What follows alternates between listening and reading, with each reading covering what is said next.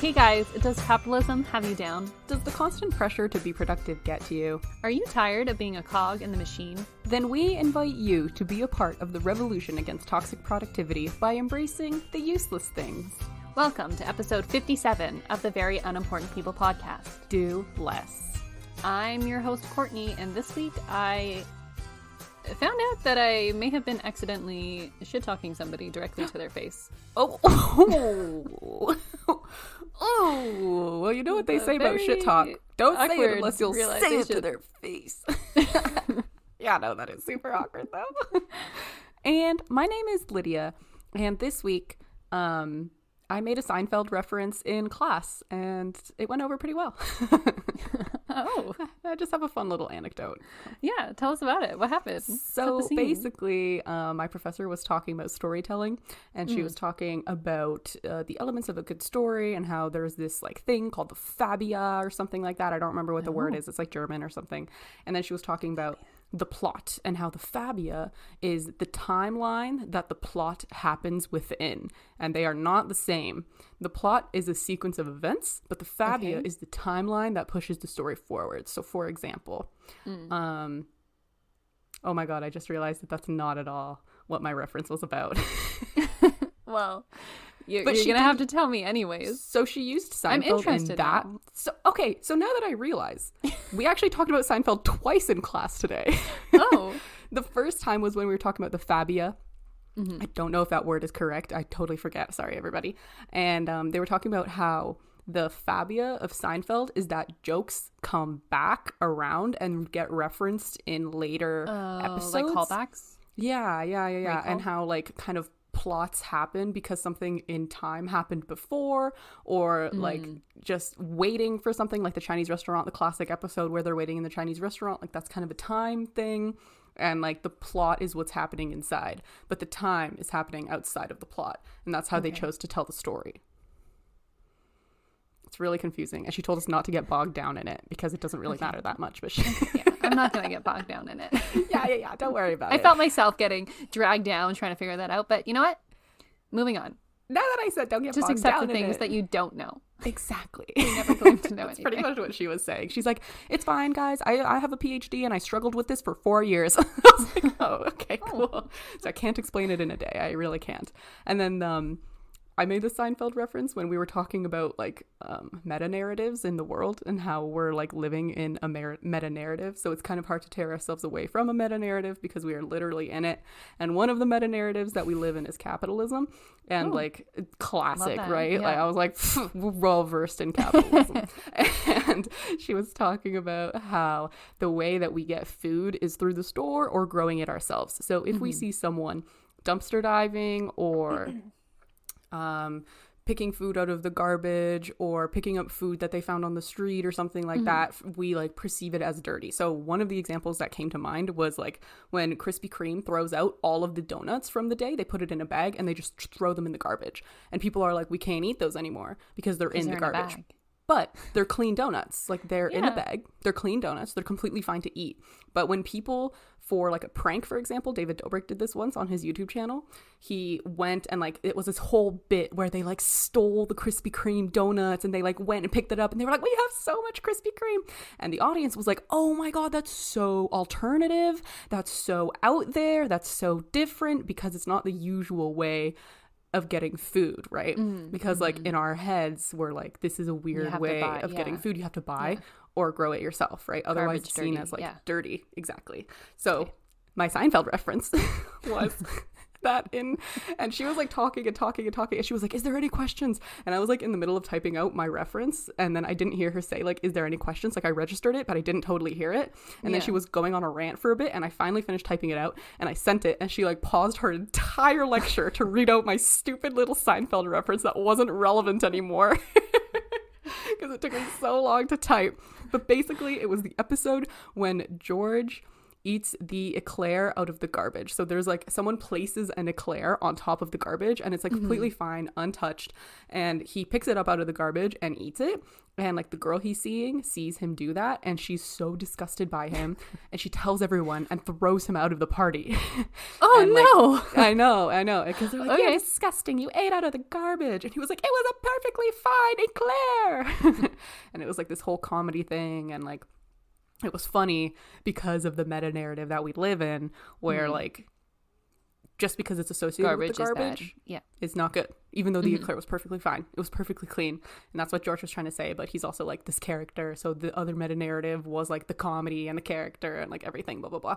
So yeah, I made a Seinfeld reference in class and it went over pretty well. She was like, yeah, that's exactly it. I'm like, oh, thank you. Like, hold the applause. Thank you, Seinfeld. Thank you. Seinfeld is so relevant to so many things. Apparently. It's insane. Are you rewatching it? Yeah. I didn't actually finish watching it yet, so I took a break for a really long time, and now I'm starting to get back into it again. It's just kind of background. It just kind of happens. It's good. Do you like good show, Seinfeld or Friends more? I feel like there's like a huge like debate. I know, and honestly, like they're both just meh to me. I don't care for either. Like I can't really put one over the other. I don't really like Seinfeld that much, and like right. I didn't want to have an argument about it, but I was like I don't really like Seinfeld. Yeah, I just hate it when people like, I totally get what you mean, because I don't like it when people try to put Seinfeld over top of all other TV. Like I had this argument with one of my friends before where we were talking about Community. Have you seen Community with like Donald Glover and like I haven't watched the whole thing, but I've seen enough. All that matters is that you've seen episode or season like 1 to 3 maybe, and then like 4 and 5 are irrelevant, as we know. So they were like, Seinfeld is better than Community, and I was like, that's not true. That's literally just not true. No, just because it's old doesn't mean it's better. That's what it is. People are like so obsessed with the fact that it's like old TV. It's like a pick me thing, and it's like cutting edge, and it's like not, it was it's so not anymore. Weird for comedy at the time to do the things that Seinfeld was doing. I'm like, well, yeah, but it's not that not anymore. It was cool at that time. It was cutting edge, but it's not cutting edge anymore. Yeah, because there's a new edge. We've expanded new the edge edge to cut. So it's not that great anymore. Yeah, and it's like it's fine. It's just okay. Like it's well written. It's fine. It's just fine, you know. And same with Friends. It's just fine. It's just they have some funny moments, just like Seinfeld has some funny moments. But overall, like comedy has changed so much that some of the jokes I'm like, they'll never be what The Office is, you know. They can try all they want, but they'll never achieve that. Right. The Office, yeah. It does okay, we don't have to get into that, but it's pretty good. Superior. Anyway. It is superior. I feel like a lot of shows are superior to Seinfeld. Like no offense to Seinfeld, but you're not that cool. Not anymore. Sorry. And I'm sure Jerry Seinfeld doesn't have. He probably agrees. He's like, we're not the best thing on the fucking market anymore. Yeah. Outdated. Oh my gosh. Yeah. It is a pick me thing. I kind of agree with you. Like, shut up. You like old things. Anyways, speaking of old things. What? That was a bad segue. Sorry, guys. That did not make any sense. Speaking of old things. Anyways, this week, I'll segue myself. This week, I realized that I have most likely been shit-talking somebody, possibly directly to their face, virtually. I will not disclose the location or my relationship to this person because I don't want them to hear about it in case they didn't hear me trash-talking them. But basically, in some area of my life, sometimes I have to share my screen with people, and we use this like special program. And so I've done it in the past, and I've always been a little bit weird about it. And like, maybe they can hear me, maybe they can't. And then I decided, no, they can't hear me. That's stupid. People shouldn't be able to hear you. Like, we weren't on a video call. It was just sharing the screen. So I've been in instances where I've had to share the screen, where I've been angry with the person who I've been sharing the screen with and said maybe some out of line stuff about them, just in anger. Right. Out of line, but also appropriate. Out of line, but also right on the line. Directly on the line. Yeah, I thought they couldn't hear me, but this week I was on the phone with somebody while I was sharing the screen, and she was like, "Whoop, should turn this off in case it echoes." Ooh. And I was like, What do you mean? What do you mean in case it echoes? No. So that's when I learned there is a feature to hear the audio. Now, what I don't know is if the person who I said maybe some angry stuff about could hear me while I was doing that. If that Oh, God. was enabled while they were doing it. Right. And you have some clues that maybe tell you that I don't they didn't hear anything. They might. Maybe, They might have, hopefully. they might not have, but They might have, they might not have. at but- least now they know where they stand. That's what I'm walking out of it with. If they did Right. hear me, they heard me. You know, I am heard. You have the power. They in understood the that I was situation. that I was angry about certain situations and certain goings on, and that you can't just walk all over me. I don't know. I'm just trying to make myself feel better about a really uncomfortable Even though it was behind their situation. backs. So yeah, I spent a day stressing about that a lot. Oh, that's so bad, bro. I totally get it. I would be so stressed out about that too. Oh my God. Oh my God. It's okay. It's gonna be okay. Mm-hmm. Your relationship with that person has not been ruined. No. You've been in contact after that. Yeah. And this was not at work. If you're anyone from work is listening, this was not at work. No, it wasn't. It wasn't. It was It was in a another completely aspect of different thing. life. Yeah. Many layers to me. Yeah, she has so many aspects to her life. I've got so much that going on. You have no idea. Don't even. Don't even assume You think that it's about all you, you it's have is not. work. It's not. Honestly rude. Anyways. Anyways. All right. On that note, I'm going to get into my opinion. Little warning to everybody in the audience today.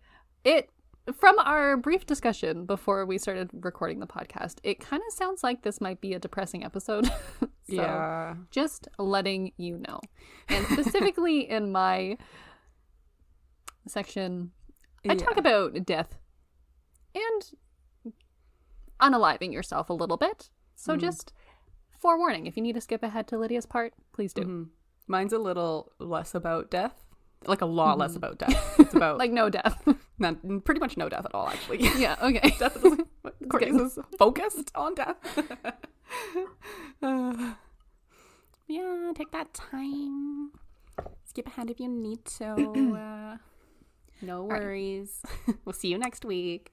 So, on that note, I'm going to be talking about euthanasia today. Youth in Asia? No. What part of Asia? Euthanasia. Oh. I don't like you. So Classic. basically, I was thinking this week about, I've had a lot of videos pop up on my TikTok newsfeed about people like putting their pets down. Oh. And I pretty much cry on a bi-weekly basis watching TikToks about Yeah. people putting their cats down because like the thought to me is so sad, you know? Yeah. And then it got me thinking about like how weird it is that like as a society we've embraced euthanizing pets as like a humane thing to do. But the idea of euthanizing humans is like really uncomfy and It's, like, considered unthinkable. unethical. Yeah, it's like a taboo subject. And this has like always bugged me because humans can provide consent and express the desire to be euthanized, whereas pets can't. And we just do it for pets. But like when humans are like, I would like to die, Oh we're my like, God. no, That's you so cannot sad. die. I'm sorry. I'm sorry. No, yeah, that's true. That's so sad. Like, you have no idea. Maybe your pet wants to just like die of natural causes, but you can't ask it that. Yeah, and like this opinion necessarily like isn't against euthanizing pets. It's more for euthanizing humans. Great. Let's go. First of all, the word euthanasia actually means good death. That's It what it can be does? translated to be. It means good death. And like that's why we do it to animals, because it's considered like the end of suffering. It's considered a Yeah. humane way to end an animal's life, which I really like. And in 2016, PAS, which is physician-assisted suicide, I'll say PAS throughout this whole thing because it's far too long to say. Yeah. So PAS was legalized in Canada in 2016. And in most cases, it's performed for terminally ill patients, and Yeah. they end their own life through the administration of lethal drugs. And sometimes it's done like the doctor will do it, or sometimes the doctor will just prescribe the lethal drug, and then you can do it like at home if you want. Like Oh. in your bed with your loved ones, or you can get someone else to do it. It's kind of up to you, which is cool. That's pretty cool. I kind of remember around that time that happening, and there was like so much shit going on, like with people being like, that's so fucked up, like I can't believe you could do that. And then like on the other side, people were like, yeah, but it's really, really hard, and you have to get the signature of like 4 physicians and the government or something like that. Yeah, and overall, it's legalized in Canada, but it's not very accessible to most people. I see. You have to be literally like dying tomorrow essentially to be approved. Like, it's really hard to get approved for physician assisted suicide. And that's the other thing that's really confused me too, is like, you can't actually stop somebody from killing themselves. Like, everyone, as depressing as this is, everyone at all times has the authority to end their own life. Like, they can just decide like, hey, I don't want to do this anymore, and you might as well like provide somebody a good way to do that if they've decided that. Due to terminal illness. I'm not talking about mental illness in this case. We're talking only about physical illnesses. Just little caveat before it gets too dark. We're not talking about Anyways, so we're talking about terminal illnesses. Where people will not live. And the majority of physicians are actually opposed to human euthanasia. They're opposed to it? Opposed. They don't believe in it. 69% to be specific. I think that's in the US. Physicians are opposed to it. And the biggest argument against it is that pain medication for humans is like good enough. So there's no reason for a patient to be in like a large enough pain to want to end their life. Okay. Therefore, there's no reason that they should have the desire to die. I mean, okay, there's a lot of things to kind of talk about there. I think that pain maybe isn't the only thing. Like, physical pain isn't the only thing that can make a person want to not live anymore due to a terminal illness. Like, yes, quality of life. Yeah. Mobility. Yeah. Memory. There's a lot of other things that should go into it, not just pain. Yeah, that's a really reductive way to look at it. It's kind of like looking at people as like, I don't know. I don't like it. Like, I get it, but I don't like it. There's also an opinion that physicians might incorrectly diagnose a terminal illness, which is possible. But there are lots of ways around this, and that is to get like second and third opinions and fourth opinions. Like, you can get a lot of people to sign off on it before it actually happens, you know? Yeah, and this also, like, a lot of these risks are also applicable to like veterinary and like animals, but they have found a way around it. So I don't understand a lot of these things because vets can also misdiagnose like a terminal illness in your pet, but we still trust them enough to do it. I have a quick side story about a bunny rabbit. I know. It's really fast. So basically, when I was in high school, my best friend was doing an internship at like a veterinary office, and there was this bunny rabbit that came in. Yeah, you probably do. It was pretty traumatic. And the owners could do one of two things. They could either find out if this bunny rabbit had this like brain tumor by doing a couple of tests and then treat for the brain tumor, or they could euthanize it. And the euthanasia was cheaper by like $50 than doing all the tests and then having to care for the rabbit afterwards if it did end up having it. So basically we were trying to like get this rabbit adopted because the chances were that it just had like a brain or like some sort of eye infection that could have been healed with some medicine, but the owners like didn't want to like do the hassle of that, and I guess they were just like done with owning the rabbit or something like that, and we couldn't get anyone to adopt it. I had cats at the time, so I couldn't adopt it either, and also I didn't have the money really. Like, adults I feel like should have the money. I was in high school, literally. I was doing an internship too for free, like so the bunny rabbit ended up getting put down because they didn't want to give it the proper care. It was really sad. And we were like, we felt responsible for that bunny's life. At the end of that, we were like, we could have done something. But, like, and that's kind of like an argument that is sometimes brought up in like human euthanasia, is that like finances might coerce somebody into ending their life sooner than they would have otherwise, because if somebody else is bearing like the brunt of their medical expenses, they might feel like guilty if they live too long. But there's also a really simple way to solve that problem. America, I'm looking at you, and that's just to make healthcare free. That's because then you so don't have that sad. concern. Their lives are literally just like money at that point. Yeah, an equation. Yeah. A financial equation, which it shouldn't be. So I also reject that point and say, America, just make your not your education, your healthcare free, please. Yeah, seriously. That's I never looked at it from that perspective. That's really sad. Some people say that it violates the physician's role as the healer, which I guess fair enough, but okay, yeah, that could be argued that like it's more humane, but whatever. The Hippocratic Oath. Yeah. Do no harm. Do everything you can to save lives. Makes sense. They should have like a specific department just for euthanasia, so that like their Hippocratic Oath isn't to save different lives and do better. It would be or they could just like I change the Hippocratic Oath, because it maybe shouldn't always just be about prolonging a life, but maybe about like improving the quality of someone's life or making sure that they're not suffering, to end suffering, because that could be curing the person, and then if all else fails, if they want to before they get in too much pain, then they can. Yeah. So maybe just like adjust our understanding of. I think that puts too much power into the physician's hands. This is one of the other concerns, is that allowing for physician-assisted suicide might lead to people who don't want to die being killed.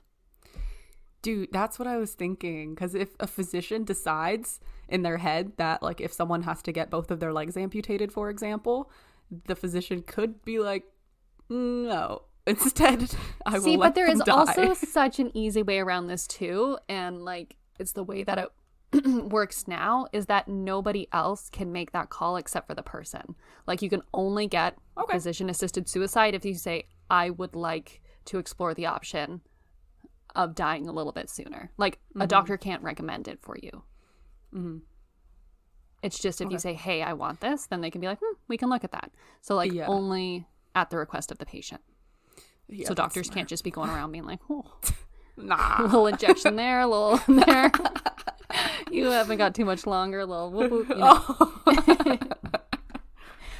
They also argued that we don't know enough about euthanasia and that we don't have enough experience with it, and therefore we should not do it. But this completely ignores veterinary sciences, and they've been doing it for a very long time. Yeah, ethically. They've been doing that. And also, don't prisons have like executions and stuff like that? Yeah. So to take it down another dark route. Yeah. That's just murder. Straight up murder, not even assisted suicide, just straight up murder. And we're doing it there. So, and they're making sure that person be dead. So, like, you clearly do have the science and you clearly do have the know-how. There isn't like that's such a fucked up thing to say, that they're like, no, we actually don't have the science to do this, but they do it to human beings in prison. That's I didn't even think about that. Good point. Thank you. We caught you there. Got you there. Science. All right. And there are a few things that might influence people to have more positive views towards euthanasia versus negative views. So the first one would be a person's health. Those who are usually worse in health have more positive views towards euthanasia. Something that's interesting is that in a lot of the studies that they did around terminally ill people and their feelings towards euthanasia, all of the participants who were interested expressed interest in the future tense, meaning that they don't want it now, but it's comforting to them to have the option that they can do it later. Oh, and what's even more interesting is that in the case of Oregon, who legalized it in 2008, they hardly saw an increase in any kinds of PAS. So hardly anyone took the option, even though it was legalized. So it was 1 in 800 deaths were a result of PAS, but 1 in 50 people discussed it as an option with their doctors. Damn. Which is interesting, because it's like, it just, having the option provides people with comfort, but making it legal and like available doesn't necessarily lead more people to dying. Yeah, that's very or using it. So yeah. Also, people who are more educated are generally have more positive attitudes towards euthanasia. Don't ask me why. And then this one is probably obvious, but religion is also a huge factor in it. People who are more religious generally tend to have less positive views towards euthanasia. Yeah, that makes sense. It's a sin in Catholicism. Makes sense, yeah. You're straight up sinning. Life is a gift. No returns. Yeah, and that's why like a lot of people think that it's actually not accepted right now in human medicine, is because of the fact that like our medical systems and our societies are built off of religious beliefs, and specifically like Christian and Islamic beliefs and teachings, have really strong opinions regarding murder and suicide. Yeah. So that's probably why, even though like our medicine today is considered to be like secular science, our whole society was like still built upon Catholic beliefs. Yeah. So there's a lot of that. There's that. And these religions like also kind of question the soul of an animal, which also kind of can add to the fact that we're okay with it for animals, but we're not okay with it for humans. Because they're think like that animals have souls. We don't know if it matters for you. Okay. Yeah, that's fair. And so like the biggest difference between human and animal science that would like make this all okay and even makes it better in the human case, and especially in my opinion, is that like vets constantly have to worry about like euthanasia, when it's appropriate, when it's needed, how to monitor its use. There's like very ethical guidelines and stuff like that, but like in the case of humans, people can literally just ask for it. Yeah. Like there's nothing more to it. Like just ask, and that's totally. it. We don't have to worry about like, am I doing this too soon? Is it appropriate? Like, is it the right thing? Like, is this animal suffering? Like, you have no idea if animals are suffering. Like, all you have is like physical cues and physical signs, and you have to not only think about your own morals, but like you almost have to think about animal morals too. You know, like you have to consider the animal side as well. But yeah, you're right. In humans, they could just straight up be like, "It's over for me. I'm done. Sorry." Yeah. And it also seems like kind of strange, and you picked up on this a little bit, is that like when it comes to animals, we're really aware of quality of life, like the concept of quality of life. You know, that's when most people make the decision to put their pet down, is when they're like, oh, I don't think they're having a good quality of life anymore. Mm-hmm. But for humans, it's more like a competition of like who can keep you alive the longest. Like doctors are very obsessed with just this like keeping someone alive no matter how comfortable they are, where like maybe that's not the way it should be. Maybe we need to like just shift the way that we view health. It's crazy what medicine can do though. Like it's literally insane how long they can prolong people's lives, and like no yeah, I agree with you. And it's like not to talk down medicine is good, and like it does keep people alive for a very long time, but like there does come a point where you may just be like prolonging someone's suffering, and maybe they don't wanna. Yeah, that's true. Damn. That's very interesting. I feel like there's a lot of people who, like my grandfather was like this, where he's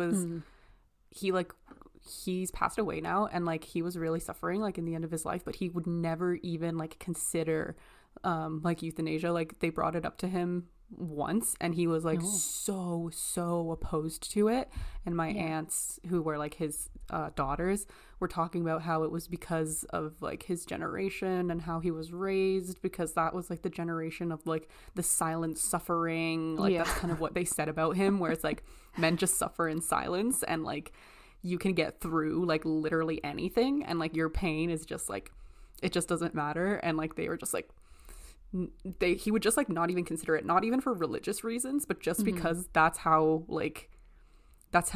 his view of the world was. Like that's how he was raised, I guess, and that's kind of what everyone else's view was for a while. And like he was just not even, he like wouldn't even consider it. He like got offended. Very characteristic of that generation too, especially with like mental health and stuff like that. You see it a lot, that they just like sometimes don't believe that mental health is a thing. Yeah. And they're like, oh, but just don't be sad. Like, what do you mean? Don't. Oh, thank you. Why are you sad? Just I'm all bad. Turn that frown upside down. Have you tried beer? Beer fixes everything. Oh no. A little bit dark. And the American Veterinary Medical Association guidelines for euthanasia of animals states that euthanasia may be considered to be the right course to spare an animal from what is to come if medical intervention would only prolong a terminal condition or if current health conditions cannot be successfully mitigated.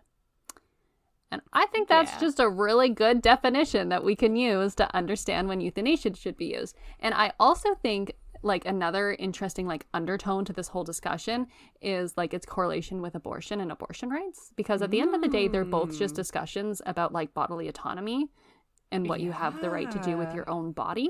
But a lot of people are more comfortable with abortion than they are with the idea of euthanasia, which I think is really interesting, that like pro-choice people will be against legalizing euthanasia, which seems a little contradictory to me. Yeah, I guess that is interesting, because it is just like it's just bodily autonomy you're doing with your body, and like it's not anybody else's. It's just you having the right to decide what happens to your own body. Wow, holy shit, that's true. So they still have a little bit of pro-lifiness backed up in there. Pro-life in them, yeah. Exposed. Gotta squeeze that out, guys. And then finally, of course, I turned to Quora just to hear what the people think about euthanasia. And somebody posed the exact same question that I had, which was like, why are we okay with euthanizing animals, but like euthanizing humans is like unthinkable to us? And so a couple of themes that came up is that it comes from the belief that our own lives are the most important ones, and that humans are the most important and the strongest species, so that we don't care as much about animals because we only care about humans. I'm just sighing because I've heard this opinion. Like I just can't, I'm really tired of it, because I've heard a lot of opposition that human beings have only been around for such a small amount of time. The earth is billions of years old. We're not going to be here for very long, and there's going to be another species that's better. Basically, humans ain't shit. Exactly. But we see ourselves so highly, and we're like the best creation that's ever been invented ever. And like, we have ruined it pretty quickly, so we're pretty stupid, y'all. Humans are pretty dumb. Another common theme that came up were the whole finances thing. How if somebody else is paying for your medical care, you might feel pressured to potentially end your life sooner than you would otherwise. Which should not be a reaction to euthanasia. That should be a reaction to the healthcare system and how expensive it is for people. Oh, that's so sad. Like on your like you have terminal illness, and you just have to think about how people are going to be impacted by your expenses. Like even if you're not going to be around, you obviously still want the best for everybody else who's going to continue to like live on, and you don't want them to be in debt for 10 years and then like, oh, that's so sad. And then their last memory of you is completely tainted by the fact that they have to keep paying your medical bills for so long. And like even if they've moved on and their grief is over and they're ready to continue, they still have to send that $2,000 a month. Like that kills me. That really breaks my heart. There's a little bit something wrong there. So that shouldn't be a point against euthanasia. That should be a point against privatized healthcare. And one person said it's because humans are hypocrites. Fair enough. They said we give some animals euthanasia, so we euthanize some animals but then murder the others, is what they said. And this is a point that I never thought of. And they were talking about how like on like meat farms, like dairy farms, like beef farms and stuff like that, they will kill an animal for the meat, but then if the animal gets sick, they'll euthanize it. I was like, what? So you believe in like a dignified and humane death for the sick one, but the perfectly healthy one, you're like, no, kill it. Which I don't know how TikTok, I know nothing about how they kill animals. Maybe it's considered humane, but I also think it's weird. It is a little weird. I think that the medicine that goes into the meat too when it gets euthanized is like bad for you if you try to eat it as well. So there's got to be something there with like not being able to eat contaminated meat. But still, I really like this point that humans are hypocrites, because we most definitely are. Wow. And then the last one I really liked, which is a complete 180 from like the first point, was that because we care more about animal suffering than human suffering. Which is sweet and not sweet at the same time. It's really sweet because like I do care about like my cat suffering a lot. Yeah. It's also sad that we don't care about each other enough. But I like the thought that we just like love animals so much and never want to see them really suffer. We love animals. Yeah, they become like our family. They become like our best friends. Yeah. Maybe it's something to do with the fact that they can't talk to and that they can't fend for themselves. Like, yeah, that changes the relationship because like you can talk to another human. Maybe you know a little bit about like their motivations. Maybe you could possibly feel like they are evil or something like that. But with animals, it's like you have to guess at their motivation for doing things. Like if your cat knocks over your lip gloss, you're not like, it's because they hate me and they want to see me dead. Yeah, obviously. You have to guess that it's because they're just trying to play and like they just want to have fun and like you have to assume pure intentions. Yeah, exactly. But with human beings, like we know too much and we have learned people can be like, it's because evil. I hate you, bitch. Right. That's why I knocked your lipstick off the table. Maybe it's good our animals can't talk to us. I know, right? We're like, oh, so cute. And they're really just like plotting our death. Meanwhile, they're like, damn, the detonator didn't go off. They live another day. I thought this was their life source. I was wrong. I will continue and report back to you, Major Cat. That's sweet. Yeah. But that's pretty much it. That's like the extent of my opinion. I just think that it's weird. I think that it's weird that we are really comfortable euthanizing our pets, but uncomfortable euthanizing humans who literally ask for it in the case of terminal illness. And I think we should allow physician-assisted suicide, and it should be more accessible to people. And maybe also euthanize pets less. I don't know about that. I don't know much about veterinary things, but I was thinking about how, like, I literally don't know a single animal that hasn't died from euthanasia. Like, everyone I know that's had a pet that's died, it's been euthanized. Like, does anyone just, like, let life end when it ends, when it comes to pets? I don't know, because theoretically, based on the human argument, there should be enough painkillers for them to live a comfortable life, you know? Yeah, that's true. That's just interesting. I think that there's some sort of detachment that we want to have from seeing a dead animal and like going up to it and shaking it and not having anything and then having to do something with the body is like so hard to think about when it's like a beloved pet. Like, but with the that's one of my biggest fears is going up to my watching cat and like your animal die and like going to the vet knowing I know they're dying. Like, I don't understand how that's better. I know it might be more humane, but I don't understand how, like, cognitively it's better.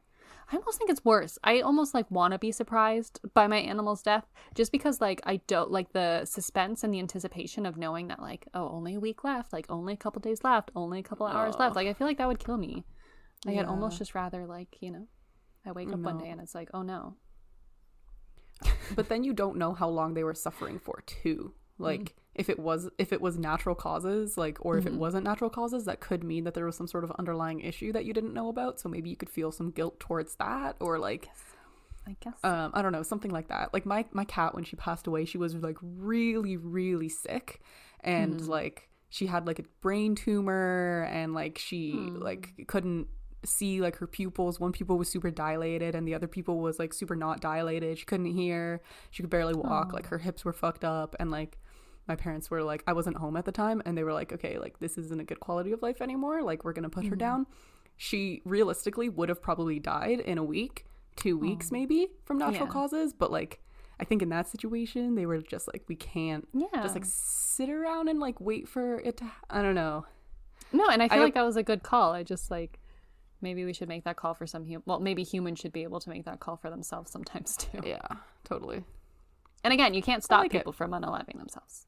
If they really, really have the will to. If you really, literally, if they can't get that physician's signature, you might not have any control over it anymore at that point. Yeah, like, you might as well like help them do it in a peaceful way that they can have some control over it. I wonder if there's like some sort of thing in place that like if you voice that you want physician assisted suicide, that you would be put on suicide watch, and they would like take away your shoelaces and like make sure that there was no sharp objects around you. That would be so sad if they did that. Instead of just giving somebody like a chance to have a dignified end of their life in the way of their choosing. That sounds better. Just a question. Sounds better to me. Anyways, sorry about that super depressing podcast segment. It's I okay. hope you guys made it out okay. Hope you're on the other side, guys. Yeah.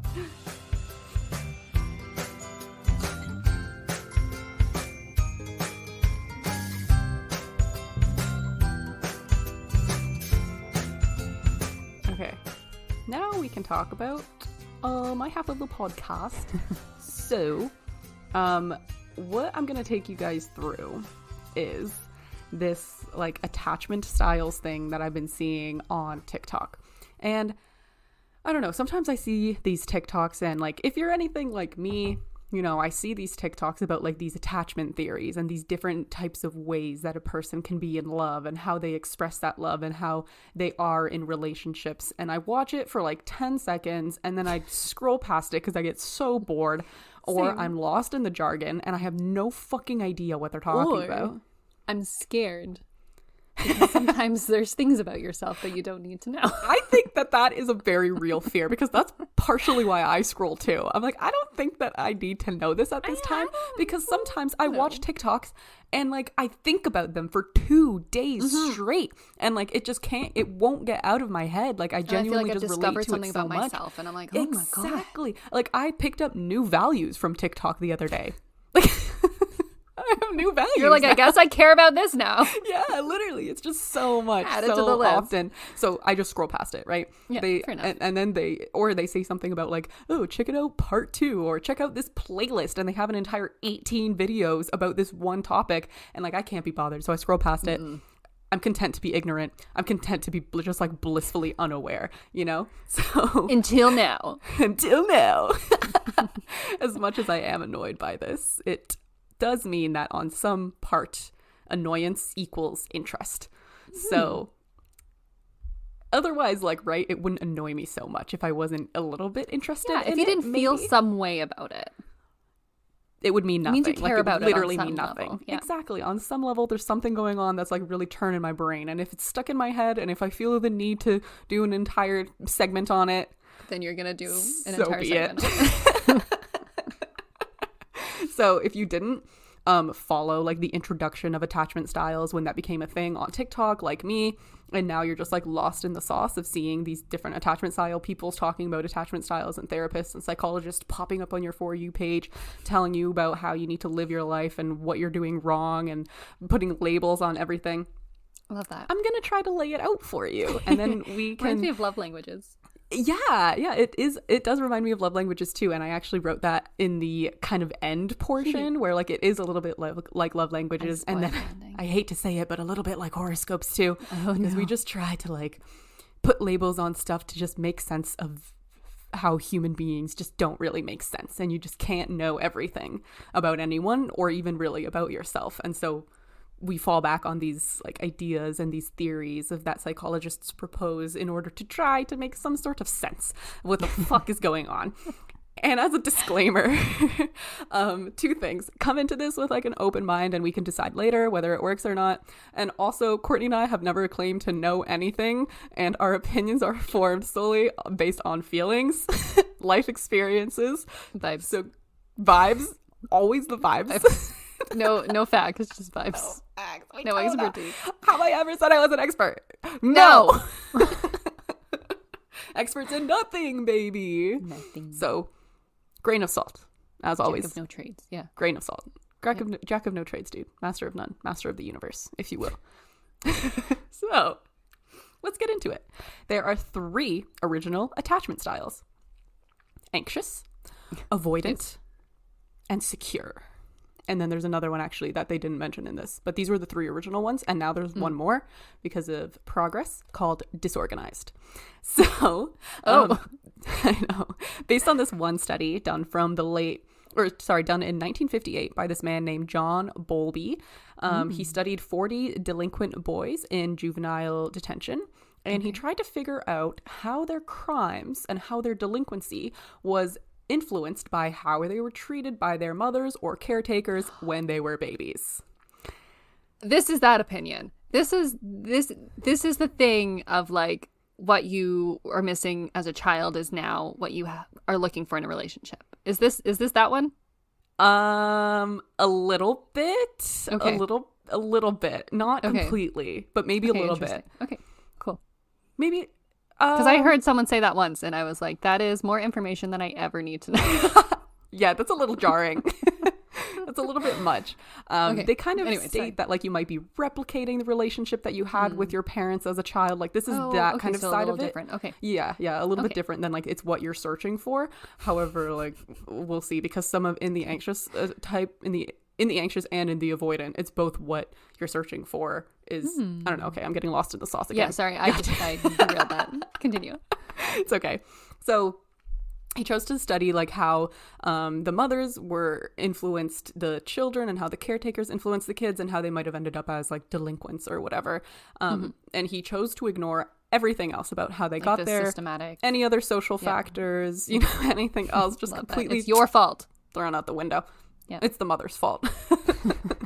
So they looked at pairs. I know, right? Classic. They looked at pairs of mothers and babies and studied when a baby's stress was ignored, how it could lead to like fear of caretakers and fear of intimacy. They studied misattuned or inconsistent parenting, which could lead to low self-esteem or clinginess, and that's known as the anxious attachment style. And we're going to get into that a little bit later, so don't worry if you didn't catch that. And in the years following, other psychologists added their own like hybrid categories and just like separated categories into children versus like adults. And they have different names for the children ones and the adult ones, but they fall under the same category. I don't know why they made it so confusing.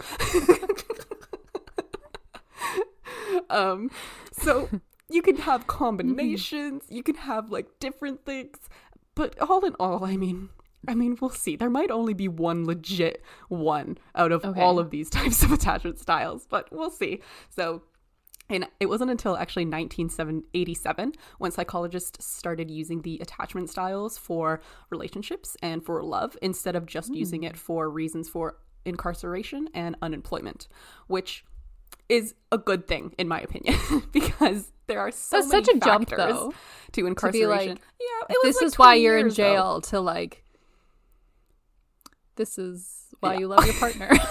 Or this is why you don't love your partner. You know? I'm sure there was a lot of other stuff going on in the psychology realm, like in the 80s, that kind of led people to focus more on like love factors and like the mother and child relationship than just focusing on fucking incarceration. Maybe someone realized that maybe it didn't have anything to do with how they were raised, and it was just like an amalgamation of social factors. So in general, I think that using these attachment styles, like Bowley had a good starting point, but I don't think that he probably should have used it for incarceration, and that maybe like this is where it was meant to end up, because this kind of makes more sense to me than the other thing. So this idea of placing the theory onto adult relationships was later put into a book in 2010. This book is called Attached by Amir Levin and Rachel Heller. That's pretty recent. Super recent, right? And if you're interested in this book, too bad, because it's sold out. Thanks, TikTok. Really? Is there like Yeah, you can e-order it. You can pre-order it. But like, if you want to get like a copy, it's pretty difficult to find. You can listen to this podcast, and I'll tell you everything you need to know, baby, for free. Just kidding.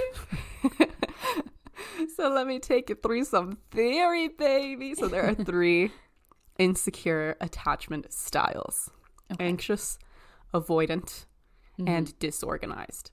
And then there is one secure attachment style, which is in the articles, it is alluded that this is the one that we should all strive for, which is called the secure attachment style.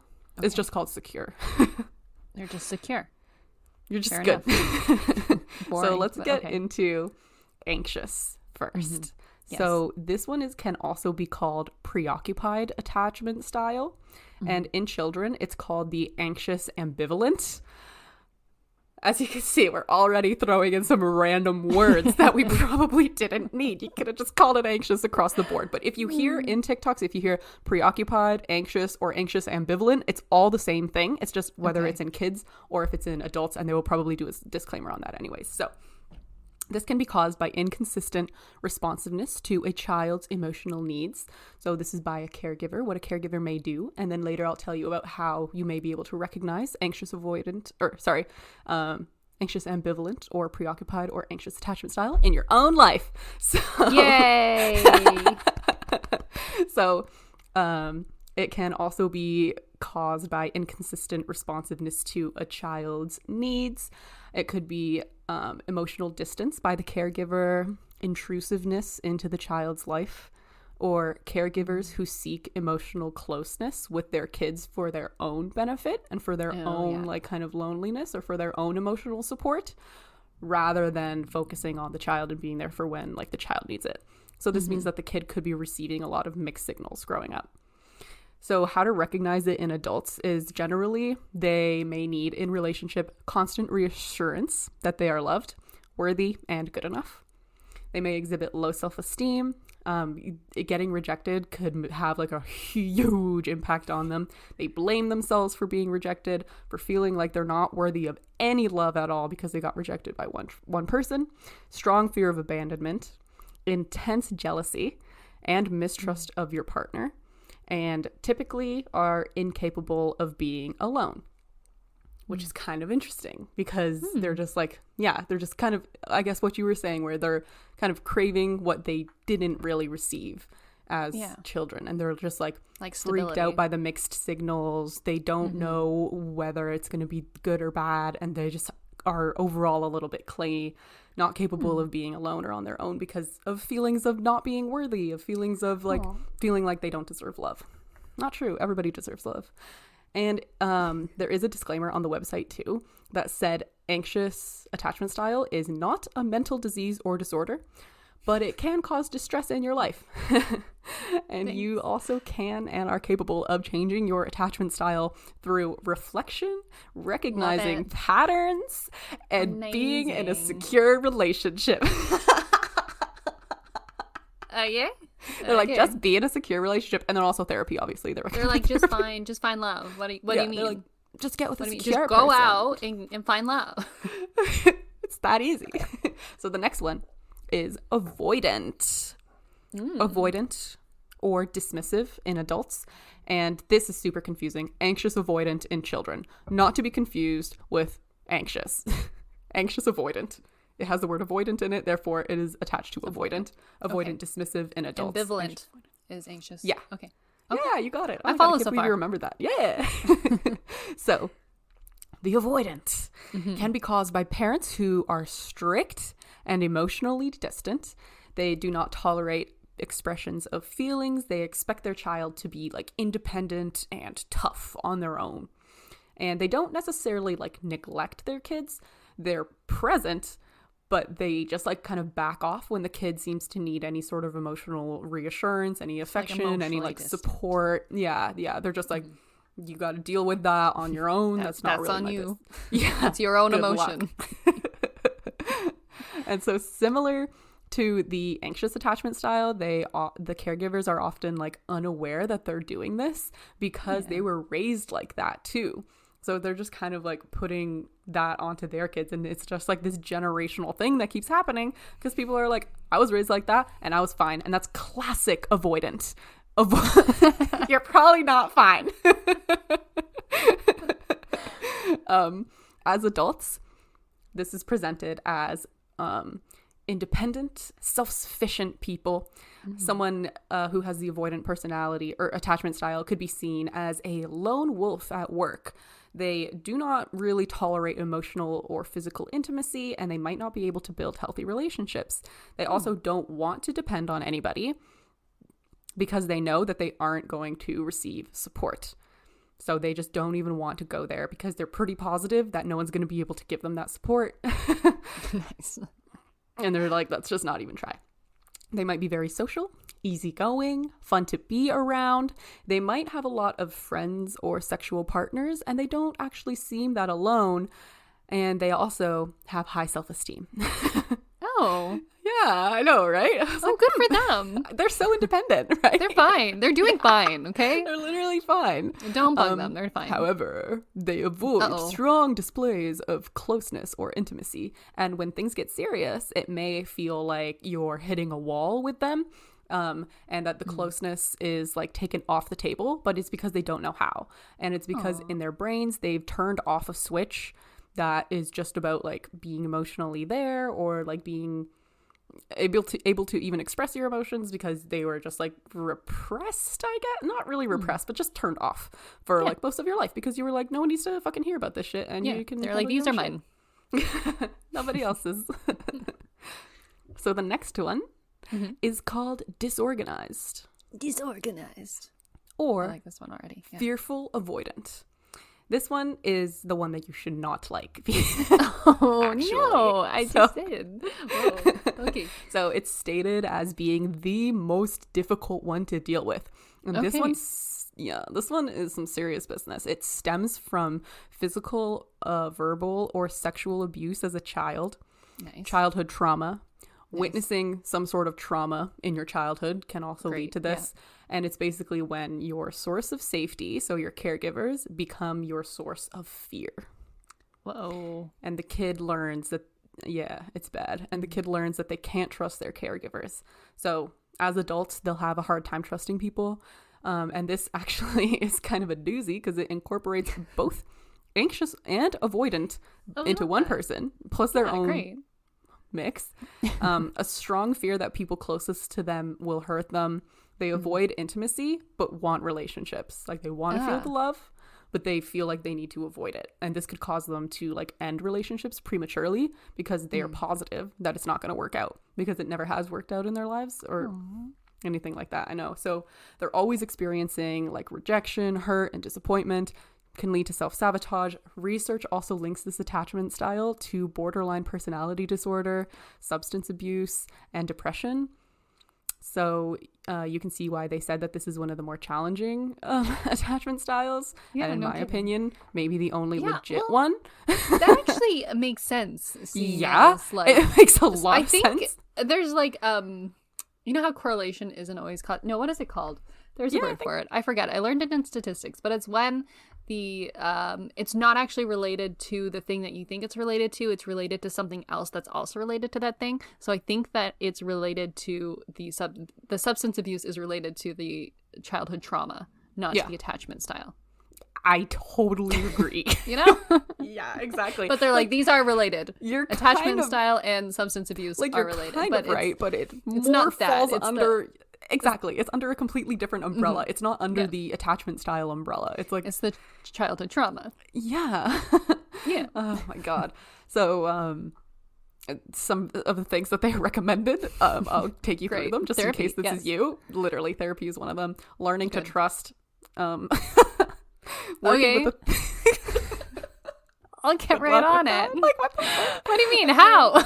Literally, they were just like, just learn to trust if you can. Like, they're like, I know this is easier said than done. It was like, yeah, it probably fucking is easier said than done. It's honestly insensitive to put that. It's like that. Just don't be sad. Like, okay, great. Just trust someone and maybe it'll work out. Oh my God, why didn't I ever think of that? Duh. Just trust. And then obviously they said working with a therapist is highly recommended. Okay. They also have a workbook online for just good. Price good. $5.99. You can work through your trauma if you want to be independent in a workbook. Nice. In a workbook. And this literally like valid. Completely valid. So the last one is secure attachment. And this is short because it is stable boys. Yeah, exactly. People don't want to talk about the stable people and how they got there. They just want to talk about Ew. Yeah. You want the drama. I know, yeah. So this is the most popular one. 66% of adults in the USA may have this one based on a study they did. That's why I said they might have it. Yeah, it's pretty solid. So basically the caretakers raise them so that the child feels safe, seen, and known. Comforted, soothing, reassurance, valued, feels supported and wants to explore, feel supported in exploring. And the caretakers are as predictable as possible. And Be adults, boring, parents. Just be boring. Literally. Otherwise, you'll fuck up your kid. In adults, this can be seen as a self-contented, social, warm, easy to connect with person, able to create deep and meaningful relationships. They have a positive self-view of themselves. They have a positive self-view of others, and a positive view of their childhood. Aww. And and then at the very end, they just said, like, you don't need to match only one of these. Every single person is unique. A little disclaimer, just in case you feel like you fall into other categories. Everyone's don't worry. like, oh no. Yeah, they're What like, am oh shit, I fall into 2 categories. They're like, don't worry, you can still use our bogus science. They're like, you can still buy the workbook. It's okay. You can still take the 5-minute quiz. We'll still accept your payment. It's also stated, actually, this I found a little bit funny, that the anxious and the avoidance are destined to attract each other, because the avoidant, I know, right? The avoidant attracts the anxious because they confirm their beliefs of like unavailability and like emotional like kind of distance and not being consistent, and they like find them and then in reverse, the avoidants find like the anxious a little bit like annoying with their needs. So that's perfect for the anxious because that's what they're used to. Oh, good. We love that. Right? They're like, perfect rejection, perfect. I have found exactly what I'm looking for. Not validated, I chase that feeling. So back to TikTok a little bit now that we've kind of gone through that whole thingamadig. I looked at this article on Gawker, and this person had some really interesting things to say. So one of them is that they said kind of what I was thinking a little bit in kind of a funny way, and that basically people who were promoting the content on TikTok tend to be the people who self-diagnose as anxious attachment styles. Because they were trying, right? Because they're out here trying to find out and Googling why their crush isn't texting them back, and they can blame it on some psychological wound of being the avoidant personality attachment style, while the avoidant is just minding their business, not worrying about having a dysfunction. And then the anxious, the avoidant seems actually pretty happy. Yeah, the avoidant is blissful, man. Like the avoidant I think is the avoidant should just stay as they are. Yeah, they have high self-esteem. Yeah, straight vibing, lots of friends. Yeah, exactly. I think the only downside of avoidant was that like they might struggle finding long-term relationships. But like if you find another avoidant, and if you're content, doesn't matter. Yeah. And then you're totally fine. And you can fall into a lot of different categories too. So that all of these things don't apply to one person. It's like having a moon sign and a rising sign. It's like if you don't relate to your sun sign, I'm just trying to make it universally applicable to the masses and the dominant culture here.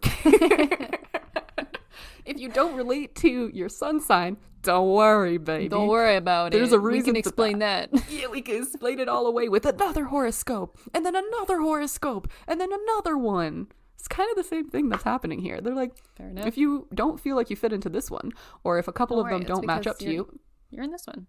It's fine. Just find a mishmash. Our science isn't wrong. Don't worry. Our science isn't wrong. You're fine. You're fine. We can explain that. Literally. From like this example, the Gawker article also was like looking back onto this example where someone is like the anxious is like Googling like, why isn't my crush texting me back? Like blah blah blah blah blah. We might have subconsciously, unconsciously in our minds gendered these two roles, and they were talking about how interesting it might be that they are just promoting. Me too. I was like so taken aback by this article. I was like, oh, you got me. You got me red-handed. And they were saying that it might kind of just be promoting like a heterosexual like kind of relationship. You know, the anxious is the frantic woman, the avoidant is the ever uncaring man, or it could be the other way around, but it's basically just a way of describing the games that we play with each other to kind of like gender norms. Yeah, and gender norms big time too, to kind of like literally. Or it could just be also aside from gender, it could just be like one person liking someone more than the other person likes them. So anxious is when like sometimes you get these feelings when you really, really like someone and you just naturally like get anxious around them. It's a fun feeling to have, you know?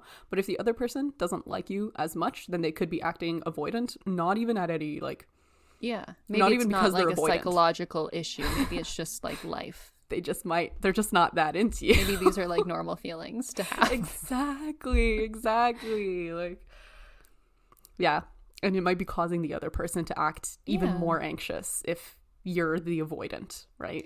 Yeah. And also like if you're in a relationship and like your partner maybe needs like constant reassurance, maybe that's not because they're the anxious attachment style, but maybe it's because like you're not providing enough reassurance. You know, they have to question, or like alternatively, if your partner just finds you like really annoying, maybe you're being annoying. I don't know. Like maybe it's not, we don't have to diagnose everyone. More to There's like love languages, right? It's like it's exactly like not everyone has to have one. And yeah, it might be unique to a situation, not a person. That's exactly what I was about to say, where it's like different, and it could change based on the relationship that you're in. Like you don't have one attachment style because this is how your parents raised you, but it's like if you're with another person who might who is cause like you this, to be anxious or you cause might you feel to be like this, then it's going to change person to person. Every psychology relationship is debunked. different. Fuck your science.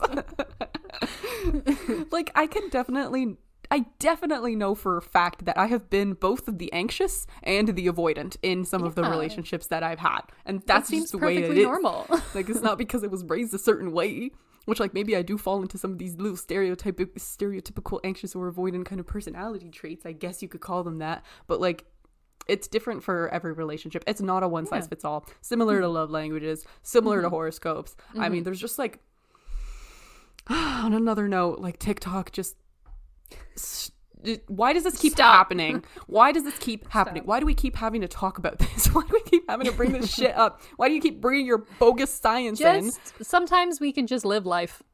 Yeah. Live, laugh, love, guys. Live, laugh, love, please. We don't have to explain it with a theory or horoscope or you love could just language or attachment style. Or and maybe he's just not that into you. Maybe he's just not that into you, dude. Just to quote that movie. Yep. I love it. And like at the end of the day, maybe like these things probably don't mean anything except for disorganized. Definitely like disorganized is valid. That's less of the attachment style thing, more of the trauma. Yeah. Like thing. And it was an add-on to like by recent psychologists. They're probably as just well. like, just to make this legit, to make it feel, to make the other ones feel more legit. Yeah, they're like, this might also happen. We sprinkle one in there, one that makes sense in there. They all make sense. Voila. Beautiful. PhD dissertation complete. You graduate. Oh my gosh. So yeah, it might not even mean anything. It just probably is an attempt to just like explain the absurd, explain our reality. Yeah.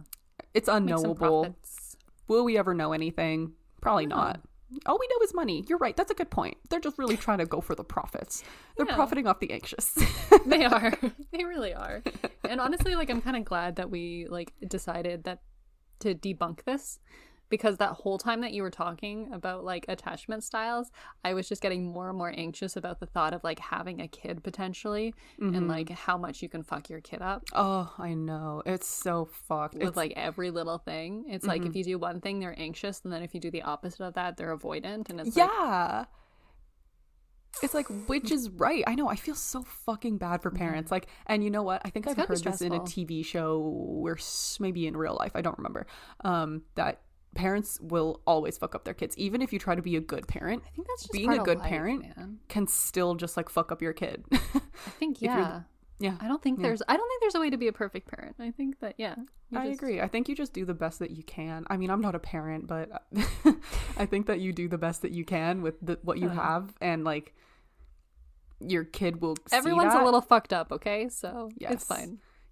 And you can just accept that. And to end on a quote from this article, Yeah. The best we can all do is endure each other's grating tendencies with as much grace as we can muster, even as they endure ours, while urging our friends to refrain from acting too visibly insane. I like that last part. It's nice, right? Yeah, it's cute. I was like, oh, so lovely, so lovely. So It's a nice way to end her off. Yes, that is it. Anyways, for all of y'all that aren't on our Patreon, we just discovered some interesting things about ourselves. Yeah, apparently both Courtney and I have. Don't give it away. Sorry, Don't give it away. They have to go to the Patreon. Needless to say, we're not happy with the Find results, but we can also relate to it. Yeah, we're not happy, but maybe it's because it's true. There's truth in there. Yeah, I struggle Anyways. to accept the truth. Anyways, Lydia, wrap up the podcast. Yeah, let's do it.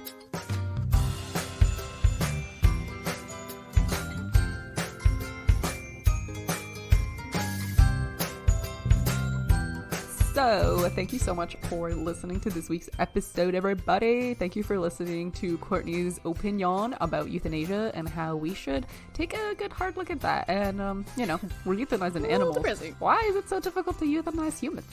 And thank you for listening to my opinion about the attachment styles trend currently happening on TikTok. We'll see how well this episode ages, since, as we know, TikTok is heavily trend-oriented. And like love languages, I mean, this will probably fizzle in about 3 months. So if you're here while it's hot, let us know, and you can reach us on our Instagram at very.unimportant.people. Yeah, that's our Instagram. Yeah, you got it. You can you can find us on TikTok too. Similar name. You'll probably find us if you look for us, so good luck out there. And you can also email us at hatersclickhere@gmail.com, and that's for if you are an artist and you want to be featured on the podcast, then we can definitely talk about you, give you a little shout out. If you're Canadian, we love to support Canadians. And but also obviously anywhere. We love you Americans too, and like literally anywhere. any The world. continent. Any children. All love here. The world. We are the world. And you can find us on Twitter too at VUnimportantPPL. And that's all for us this week. Make sure you tune into next week's episode and check out our Patreon for our super fun exclusive content. And you can find out what our attachment styles are, and you can take the quiz with us if you want to. Yeah. And you can find us our Patreon on our Instagram, on our link tree. It's in our bio. And then just go to our Patreon and then pay the $4, and you'll get literally so much content. So it'll totally be worth it. If Netflix, if you run out of content on Netflix, sign up for the Patreon. You'll be entertained. It's so good. I love the Patreon. And yeah, we have like a year's worth of content on there at this point. So make sure you check it out. And that's all for us this week. Have a great. Bye. Have a great. Have a great.